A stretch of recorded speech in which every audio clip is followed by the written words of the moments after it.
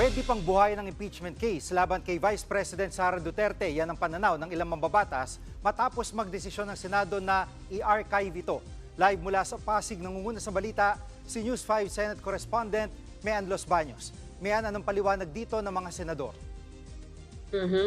Jiggy, para nga sa ilang senador, hindi daw mahirap buhayin o hukayin itong articles of impeachment kahit pa in-archive na yan, sakali ngang magbago at i-reverse ng Korte Suprema yung desisyon nito na nagdedeklara na unconstitutional itong articles of impeachment laban kay Vice President Sara Duterte. Nakausap natin kanina at nakapanayam sa Senator Win Gatchalian at sinasabi niya merong two modes o dalawang paraan para buhayin yan. Yung isa, kailangan lang may magmosyon na isang senador sa plenaryo para buhayin muli yan at o kaya i-revive yung articles of impeachment at kailangan lang daw ng 5 boto. Pag nakakuha ng 5 boto or 5 senador na pabor dyan sa motion na yan, ay pwede nang hugutin or i-pull out yung impeachment case at talakayin muli. Yung pangalawang mode naman, Jiggy, ay kailangang i-suspend yung rules ng Senado, then magkaroon ng majority vote which is 13 votes. Pag nakuha yan, then pwede nang ibalik ulit sa order of business at pag-usapan muli yung impeachment case ni VP Sara Duterte. Narito ang bahagi ng pahayag ni Senator Win Gatchalian. Pakinggan natin. Somebody has to file a motion, and then that motion will be, there are two modes, no? Yung 5 senators, one of them can file a motion, and then the 5 senators can manifest their intention to retrieve the articles of impeachment out of the archives and include it in the order of business. At sakaling ang baliktarin ng Korte Suprema ang desisyon nila tungkol sa impeachment, gaano kalaki ang tsansa na mabuhay na ulit itong articles of impeachment?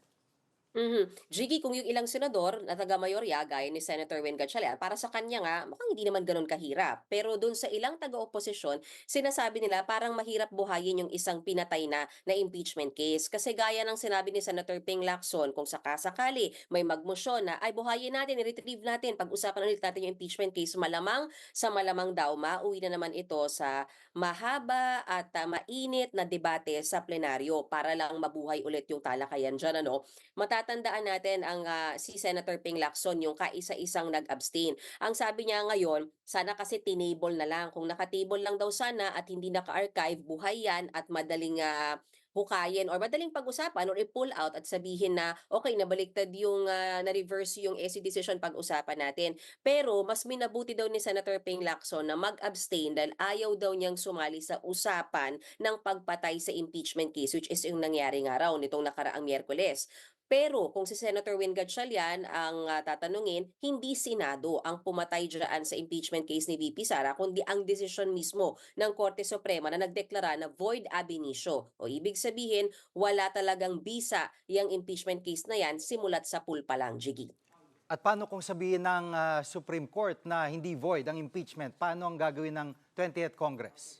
Yes, yan particularly yung sinasabi ni Senator Win Gatchalian na pwede talaga nilang talakayin ulit kasi nakasandig kasi yung ilan sa mga pinagbotohan nila ni archive is yung sinasabi nga na never nagkaroon ng jurisdiction yung Senate kasi void ab initio nga siya, wala siyang bisa. Pero pag binawi yan ng Korte Suprema, ibig sabihin valid na na-transmit yung articles of impeachment sa Senado. Therefore, pwede nga siyang buhayin at talakayin muli. At natanong natin, paano yun? Na-convene yung impeachment court ng 19th Congress, pwede pa ba yan? Sabi ni Senator Gatchalian, dapat pwede. Isa raw siya sa mga naniniwala na kahit na-convene ng 19th Congress ang impeachment court, pwedeng itawid ng 20th Congress at pag-usapan at ituloy yung paglilitis. Narito yung bahagi ng pahayag ni Senator Win Gatchalian.